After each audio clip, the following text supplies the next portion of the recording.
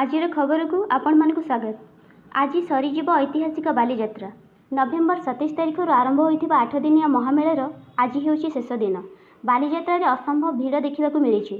उपर और तल पड़ियार लोक मानकर नाही नथिबा भिड़ लगी। खाद्यपेय सांगक विभिन्न घरकरणा सामग्री किणवाक लोक मानकर बेस भिड़ जमुची। यह छड़ा दोली और अन्य रोमांचकर अनुभूति नेउछंती जनसाधारण। बालीजात्रार अवधि को आउ किछि दिन बढ़ाइबाकू मुख्यमंत्री को अनुरोध करा जायछि बोली कहिसेंती कटक मेयर सुभाष सिंह। सरकार मेला रे हेउथिबा भिड़ आईन श्रृंखला व्यावसायिक स्वार्थ एवं संभाव्य वर्षा को देखि बालीजात्रार अवधि बढ़ाइबा पई निष्पत्ति नेबा पई आशा रहिथिबा कहिसेंती मेयर।